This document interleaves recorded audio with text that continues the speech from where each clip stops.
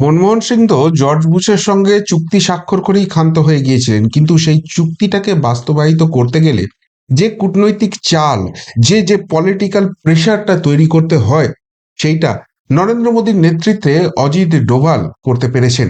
আর তাই অবশেষে 20 বছর বাদে, 20 বছর বাদে ইন্দো মার্কিন যে civil cooperation for nuclear act, সেইখানে সেই ডিল কিন্তু বাস্তবায়িত হতে চলেছে। এবং তার ফলে কি হতে চলেছে? তার ফলে যেটা হবে, আরো মজবুত, আরো শক্তিশালী ভারত, এবং সব থেকে বড় কথা, ভারতের দুই প্রতিবেশী রাষ্ট্র বাংলাদেশ এবং পাকিস্তান, যারা ইদানিং খুব ট্যান্ডান প্যান্ডাই শুরু করেছিল, তারা তারা কিন্তু একদম কার্যত ঠান্ডা হয়ে যেতে চলেছে। কি ঘটনা ঘটছে দেখুন, আগেই আপনাদের আমি বলেছিলাম যে ভারতের এনএসএ অজিত ডোভাল এবং ইউএসএ যিনি এনএসএ রয়েছেন, সেই জেক সুলিভান, তারা কিন্তু একটা বৈঠকে বসতে চলেছেন ভারতবর্ষে। এবং খুব গুরুত্বপূর্ণ বৈঠক, একাধিক বিষয় সেখানে আলোচনা হবে। এবং তার প্রথম দিনের বৈঠকের শেষেই যে নির্যাস এলো, এবং ইউএসএর যিনি এনএসএ রয়েছেন সেই জেক সুলিভান যেটা ঘোষণা করলেন, সেটাকে বলা যেতে পারে একদম ধামাকাদার নিউজ। এবং এর ফলে ভারতবর্ষ যে কোথায় পৌঁছে গেল, এবং এর ফলে পাকিস্তান এবং বাংলাদেশের ঘুমটা কিভাবে উড়লো, এক এক করে দেখুন। দেখুন, এই যে এটা বৈঠকটা দীর্ঘদিন ধরে চলবে, এবং সেই চলার ফলে একাধিক একাধিক গুরুত্বপূর্ণ বিষয়ে আলোচনা হতে চলেছে।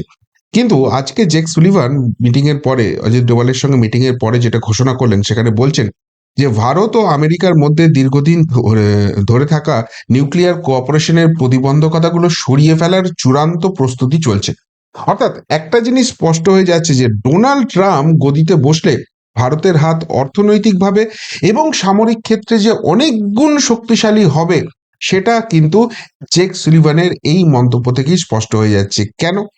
কেননা জেক সুলিভান জানাচ্ছেন যে ভারতীয় নিউক্লিয়ার সংস্থাগুলি, যেগুলি এতদিন যুক্তরাষ্ট্রের রেস্ট্রিক্টেড লিস্টে ছিল, তাদের উপর থেকে সেই নিষেধাজ্ঞা সরিয়ে নেওয়া হবে। এবার তারা আমেরিকার প্রাইভেট সেক্টর, বিজ্ঞানী ও প্রযুক্তিবিদদের সঙ্গে যৌথভাবে কাজ করতে পারবে। কিন্তু এতে হবেটা কি? এটা খাবে না মাথায় দেবে? ভারতের শক্তিটা বাড়ছে কি করে? দেখুন, ভারতীয় সংস্থাগুলো এখন আমেরিকার সঙ্গে সেরা প্রযুক্তি ও বিজ্ঞানীদের সঙ্গে কাজ করার সুযোগ পাবে। নাম্বার ওয়ান, মানে নিউক্লিয়ার সেগমেন্টে বলছি। তবে এটা শুধু লিমিটেড থাকছে না নিউক্লিয়ার সেগমেন্টের সঙ্গে, উভয় দেশের যৌথ উদ্যোগে অ্যাডভান্স নিউক্লিয়ার রিসার্চ ও ডেভেলপমেন্ট সম্ভব হবে। শুধুমাত্র নিউক্লিয়ার ক্ষেত্র যে নয়, তার কথা বোঝা যাচ্ছে জেক সুলিভানের কথা থেকেই। বলছেন সেমি কন্ডাক্টর প্রযুক্তি, স্পেস স্পেস এক্সপ্লোরেশন এবং উদ্ভাবনী গবেষণার ক্ষেত্রে ভারত এবং আমেরিকা একসঙ্গে কাজ করবে। অর্থাৎ ফিউচার যেটা, গ্লোবাল ফিউচার যেটা হতে চলেছে, সেই সব কটা সেগমেন্টে ইন্দো মার্কিন রিলেশন আরো ক্লোজ হবে, এবং তারা একসঙ্গে কাজ করবে। যুদ্ধ লাগুক, মহাকাশ গবেষণা হোক, যে ক্ষেত্রেই হোক, ভারত এবং মার্কিন যুক্তরাষ্ট্র, তারা কিন্তু একই রকম টেকনোলজি ইউজ করবে এবং একে অপরের সঙ্গে সেটা শেয়ারিং এ যাবে। এটা একটা কিন্তু অত্যন্ত বড় ডিল। এবার এর ফলে যেটা হবে, উন্নত নিউক্লিয়ার প্রযুক্তি যেটা আমেরিকার হাতে আছে, তার অনেকটাই ভারতবর্ষের হাতে আসবে। সেমি কন্ডাক্টর গবেষণা যেটা, সেখানে ইউএসএ যে সহায়তা রয়েছে, সেইটা বাড়বে। তার ফলে যেটা হবে, যৌথ উদ্যোগে অর্থনীতি উন্নয়ন বাড়তে থাকবে। এবং অবভিয়াসলি সেটার জন্য যেটা রেজাল্ট আসে, সেটা হচ্ছে কর্মসংস্থান বৃদ্ধি। এবং সব থেকে বড় কথা, এই যে আজকে সোজা কথায় যে ব্যারিকেডটা ছিল, যে ব্যারিয়ারটা ছিল, সেই জায়গাটা কিন্তু আজকে খুলে গেল। এবং তার ফলে ভারতের যে কূটনৈতিক অবস্থান রয়েছে, সেটা গ্লোবালি কিন্তু আরো স্ট্রং হয়ে গেল। অর্থাৎ এশিয়াতে সোজা কথায় ইউএস এর কাউন্টার পার্ট, তারা কিন্তু ভারতবর্ষকেই মনে করছে। কেন? কিছুদিন আগে একটা কথা আপনারা চিন্তা করুন, যে দূরপাল্লার যে হাইপারসোনিক মিসাইল গুলো তৈরি রয়েছে, সেখানে পাকিস্তানের উপর কিন্তু ব্যান লাগিয়ে দিয়েছিল ইউএস। এবং শুধু ব্যান লাগিয়ে দেওয়াই নয়, এই সংক্রান্ত সমস্ত পাকিস্তানি সংস্থাকে তারা ব্ল্যাকলিস্টেড করে দিয়েছে। শুধুমাত্র তাই নয়, এই সংক্রান্ত কাজে ইউএস থেকে যে সাপ্লাইতে আসতো, ইউএস এর সমস্ত কোম্পানি, সেইটা কিন্তু তারা বন্ধ করে দিচ্ছে। কোনো কোম্পানি এখানে পাকিস্তানের কাউকে কোনো হেল্প করতে পারবে না। এবার পাকিস্তান যে মার্কিন যুক্তরাষ্ট্রকে এড়িয়ে অন্য কোনো দেশ থেকে কিছু করতে যাবে, সেই জায়গাটাও কিন্তু ডোনাল্ড ট্রাম্প প্রশাসন আটকে দেবে। একদিকে যখন পাকিস্তানকে এতখানি কড়া কড়া শাস্তির মুখেই বলবো, কড়া প্রতিবন্ধকতার মুখে ফেলছে, সেখানে ভারতের সঙ্গে যে ডিল ছিল, সেটাকে বাস্তবায়িত করছে, এবং সেই ভারতের সঙ্গে রাস্তাটা অনেক অনেক ইজি করে দিচ্ছে। এবং সব থেকে মজার ব্যাপার জানেন, আজকে জেক সুলিভান যখন বলছে গত 4 বছরে অজিত ডোভালের সঙ্গে আমার যে সম্পর্ক, সেটা ভারত এবং আমেরিকার সম্পর্ককে মজবুত করতে অনেক সাহায্য করেছে। আসলে ভারত বরাবরই কিন্তু আমেরিকাকে সাহায্য করে আসে। ইভেন যখন তাদের 9/11 হয়েছিল, ভারত কিন্তু তাদেরকে টিপ পাঠিয়েছিল যে এরকম একটা কিছু হতে চলেছে, এক্স্যাক্টলি এটাই হচ্ছে না, বাট কিছু একটা হবে, তোমরা প্রস্তুত থাকো। তখন আমেরিকা সেটাকে ইগনোর করেছিল যে আমাদের এখানে আইবিতে কিছু আসছে না, ভারত এটা পাঠাচ্ছে। তো ভারত কিন্তু সবসময় এটা করে, ফলে ভারতীয় টেকনোলজির প্রতি একটা রেসপেক্ট আমেরিকার রয়েছে। এবং সেখানে ডোনাল্ড ট্রাম্প আর নরেন্দ্র মোদীর বন্ধুত্ব, সেটা তো আলাদা করে কিছু বলার নেই। ফলে সেই জায়গাটা কিন্তু আরো মজবুত হচ্ছে। এবার এই জায়গাটায় একটা প্রশ্ন আসছে যে হঠাৎ করে পাকিস্তানকে যেখানে এতখানি কঠিন জায়গায় ফেলে দিচ্ছে, সেখানে ভারতের প্রতি এতখানি হঠাৎ দয়াবান হয়ে উঠলো কেন? এখানে আমেরিকা তো নেশন ফার্স্ট, আমেরিকা ফার্স্ট তারা বোঝে, তাহলে ভারতকে এই জায়গাটা সাহায্য করছে কেন? দেখুন, একটা বিষয় অত্যন্ত গুরুত্বপূর্ণ বুঝতে হবে, যে চীনকে টেক্কা দিতে ভারত আর আমেরিকার যে সম্পর্ক আছে, সেটাকে অনেক মজবুত হবে। চীন সবসময় চায় কিন্তু আমেরিকাকে অর্থনৈতিকভাবে ডাউন করতে। আর সেই জন্য ডোনাল্ড ট্রাম্প আসার পর সেখানে কিন্তু ট্রেড ওয়ার শুরু হবে, এবং সেখানে এশিয়ার কাউন্টার পার্ট যেটা আমেরিকার হবে, সেটা কিন্তু ভারতবর্ষ। সেই জায়গা থেকে এই স্টেপগুলো ডোনাল্ড ট্রাম্প আসার আগেই এস্টাবলিশ করা, যাতে এসেই তিনি এক্সিকিউট করতে পারেন, সেটা খুব গুরুত্বপূর্ণ ছিল। এবং সব থেকে বড় কথা, আগামী দিনে যেটা তৃতীয় বিশ্বযুদ্ধের একটা একটা ফোরকাস্ট রয়েছে, সেই জায়গায় যে অক্ষ শক্তি লাগবে, এশিয়াতে যে শক্তি লাগবে, সেটাকে ভারতের উপরেই কিন্তু ট্রাস্ট ফ্যাক্টরটা আমেরিকার কাজ করছে। ফলে এই যে ঘোষণা আজকে প্রথম দিনই হলো, সেটা কিন্তু মারাত্মক একটা জিনিস হলো। এবং তার ফলে পাকিস্তান বাংলাদেশ যে আরো চাপে পড়ে গেল, সেটা বলাই যায়। শুধুমাত্র এই ঘটনার জন্যই নয়, দেখুন ভারতের উপর আমেরিকার কতখানি আস্থা রয়েছে, এবং ভারত কতখানি আমেরিকাকে সাথে নিয়ে চলবে, এবং তাতে পাকিস্তান বাংলাদেশ কিভাবে চাপে পড়বে। এই যে জেক সুলিভান এখানে বৈঠকে আসছে, তার মাঝখানে ভারত কি ঘোষণা করে দিল, ব্রহ্মোস টু যে ক্ষেপণাস্ত্র আছে, সেইটা সেইটা নিয়ে তারা টেস্টিং শুরু করবে। কি খবর পাওয়া যাচ্ছে, যে আগামী 15 থেকে 17 জানুয়ারির মধ্যে ব্রহ্মোস 2 ক্ষেপণাস্ত্রের পরীক্ষামূলক উৎক্ষেপণ করবে ভারত। এবং এটা আন্দামানের পোর্ট ব্লেয়ার থেকে এই মিসাইলটি শুরু করবে, এবং মালাক্কা চ্যানেলে গিয়ে এটা আছড়ে পড়বে।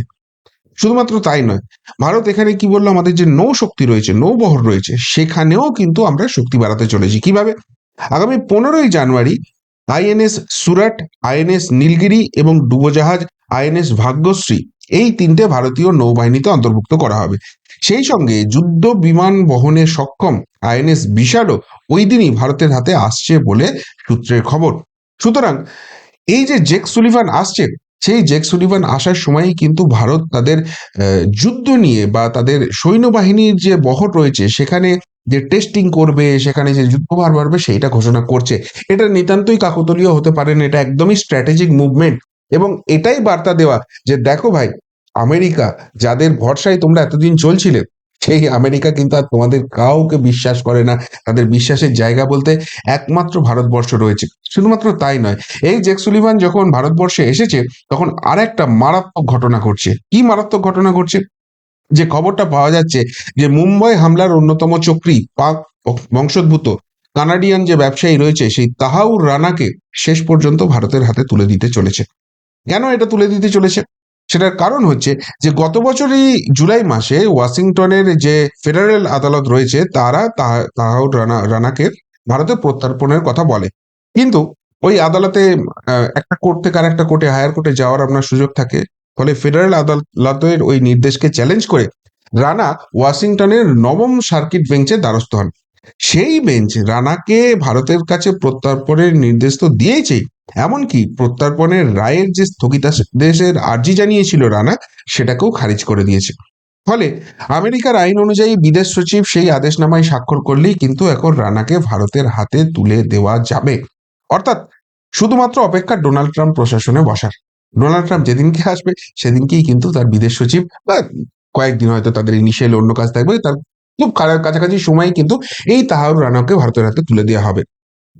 তাও রানা কি ভারতের জন্য এতটাই গুরুত্বপূর্ণ? দেখুন, যতটাই না গুরুত্বপূর্ণ হোক, এই মেসেজটা কিন্তু যাওয়াটা খুব খুব ক্লিয়ারলি দরকার আছে।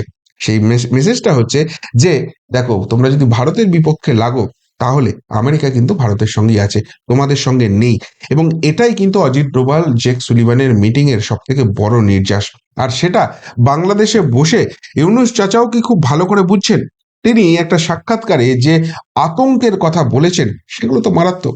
তাকে যখন সাক্ষাৎকারে প্রশ্ন করা হচ্ছে তিনি উত্তর দিচ্ছেন, ট্রাম্প মোদির বন্ধুত্ব আমেরিকার সঙ্গে বাংলাদেশের সম্পর্কে খারাপ প্রভাব ফেলতে পারে, এমন হওয়াটা অসম্ভব নয়, আমরা এই ব্যাপারে সতর্ক আছি। অর্থাৎ এখন থেকেই ইউনূস চাচার কিন্তু ঘুমটা উড়ে গেছে।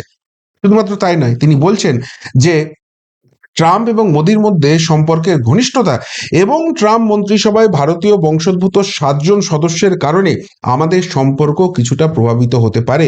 কিছু লক্ষণ ইতিমধ্যেই দেখা দিয়েছে। ট্রাম্প আসেনি এখনো, তার মধ্যেই কিন্তু বাংলাদেশের ইন্ডিকেশন পেতে শুরু করে গেছে। এবং জেক সুলিভান চ্যাপ্টার তার একটা অন্যতম, তাওর রানা একটা তার অন্যতম, ভারত যে ব্রহ্মোস 2 করছে তার একটা অন্যতম, ভারতের নৌবহর বাড়ছে অন্যতম।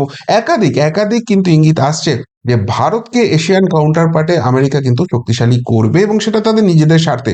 এবং সেইটা করতে গিয়ে পাকিস্তান এবং বাংলাদেশের কোনো বাড়াবাড়ি আমেরিকা টলারেট করবে না এবং সেখানে ভারতের পাশেই তারা থাকবে। সব থেকে মজার কথা, ইউনুস যেটা লাস্টে বলেছে সেটা পড়ে হাসবো না কাঁদবো সেটাই আমি ভাবছি।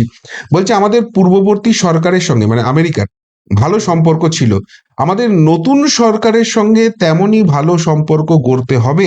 এর জন্য আমাদের কূটনৈতিক চ্যানেল এবং তার বাইরেও প্রচেষ্টা চালাতে হবে। আমরা চেষ্টা করছি। বাংলাদেশের সঙ্গে আমেরিকার খেয়ে দেয়ে কাজ নেই, কিসের জন্য বন্ধুত্বটা করতে যাবে? জো বাইডেন বাংলাদেশে এই ইউনুস চাচাকে একটা কারণেই তোল্লা দিয়েছিল যে যাও ভারতকে গিয়ে তুমি ডিস্টার্ব করো, তোমাকে পাওয়ারে বসিয়ে দিচ্ছি। ভারতকে গিয়ে ডিস্টার্ব করলে যেটা হবে, ভারতের রাজনৈতিক অবস্থান এখন একটু উইক রয়েছে, কেননা মোদী গভর্নমেন্টের 272 নেই, তাদের অ্যাবসলিউট মেজরিটি নেই।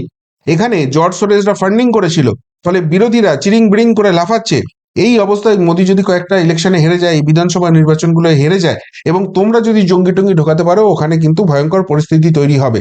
তখন এখানকার এই জর্জ সোরেসদের যে অস্ত্র ব্যবসার যে জায়গাটা রয়েছে, সেই জায়গাটায় তারা ভারতবর্ষে আবার এন্ট্রি পাবে এবং পারলে মোদীকে উৎখাত করে আবার এমন একটা সরকার বসাবে যারা এই জর্জ সোরেসদের কথায় উঠবে বসবে। বাইডেন যদি যাওয়ার আগে এইটা করে দিয়ে যেতে পারে, তাহলে ডোনাল্ড ট্রাম্প এলেও আগামী দিনে আবার বাইডেনের দলের ফেরত আসার একটা সম্ভাবনা আছে। এই কারণেই তো ইউনুস চাচার ক্ষমতায় বসা, তার বাইরে কি আছে? আর এখন ডোনাল্ড ট্রাম্প যেখানে আগামী দিনে থার্ড ওয়ার্ল্ড ওয়ার হতে পারে, সেখানে ভারতকে কাউন্টার পার্ট হিসেবে ধরে নিচ্ছে, ভারতকে স্ট্র্যাটেজিক্যালি স্ট্রং করছে, ভারতের সামরিক দিকটাকে সে দেখে নিচ্ছে যে ওখানে কোনো ডিস্টারবেন্স ক্রিয়েট করা যাবে না এবং যারা যারা ডিস্টার্বিং এলিমেন্ট হতে পারে তাদেরকে ব্যান করছে, ব্ল্যাকলিস্টেড করছে, এই জায়গাটা তৈরি হয়ে যাচ্ছে। তখন নাকি ইউনুস চাচা আলাদা করে একটা চ্যানেল তৈরি করবে, কূটনৈতিক সেই চ্যানেলের মাধ্যমে আমেরিকার সঙ্গে বন্ধুত্ব করবে। কি আছে বাংলাদেশে যে যার জন্য আমেরিকা ছুটে এসে তাদের সঙ্গে বন্ধুত্ব করবে? সেন্ট মার্টিনসের আর দরকার নেই, ওটা জো বাইডেনের দরকার ছিল। চীন যে সামান্যতম হাওয়া দিতে পারতো, সেই চীন এখন ভারতের সঙ্গে বন্ধুত্ব করতে চাইছে। পাকিস্তান গড়বড় করছিল, ওদিক থেকে তালিবান ঢুকেছে, তাদের পেটিয়া খারাপ করে দিয়েছে। সুতরাং যেখানে অজিত ডোভাল রয়েছে, তার মাস্টার প্ল্যান রয়েছে, নরেন্দ্র মোদীর মতো প্রধানমন্ত্রী রয়েছেন, সেখানে ভারতের সম্পর্ক যে সুদৃঢ় হবে, ভারতের অবস্থান যে মজবুত হবে, এটা জানাই ছিল। কিন্তু জেক সুলিভান আজকে এসে যেটা ঘোষণা করলেন সেটা মারাত্মক নিউজ এবং এই জায়গাটা হওয়ার ফলে সত্যি ভারত কিন্তু অনেকখানি স্ট্রং জায়গায় চলে গেল এবং নিউক্লিয়ার ওয়েপন, যেটা আগামী দিনে কিন্তু ফিউচার অ্যাসপেক্ট যেটাকে বলা হচ্ছে, মহাকাশ গবেষণা, সেমি কন্ডাক্টর, যেগুলো কিন্তু ফিউচার গ্লোবাল অ্যাসপেক্ট, সেই প্রত্যেকটা জায়গায় ভারতের সঙ্গে মার্কিন সম্পর্ক অনেকটা সুদৃঢ় হবে এবং এবং সেই ডিলগুলো বাস্তবায়ন হবে, এগুলো শুধু খাতায় কলমে ডিল হয়ে থাকবে না। সেই জায়গাটা জেক সুলিভান কিন্তু সুনিশ্চিত করে গেল। কি বলবেন জেক সুলিভান, অজিত ডোভাল এই মিটিং নিয়ে, এই সিদ্ধান্ত নিয়ে এবং তারপর পাকিস্তান এবং বাংলাদেশের যেভাবে হালুয়া টাইট হচ্ছে বা হবে সেটা নিয়ে? যদি কিছু বলার থাকে অবশ্যই কমেন্ট বক্সে কমেন্ট করে জানাবেন। এখনকার মতো এখানেই শেষ করলাম, ফেরত আসছি নতুন প্রতিবেদন নিয়ে খুব তাড়াতাড়ি। ভালো থাকবেন, সাথে থাকবেন, পাশে থাকবেন। নমস্কার।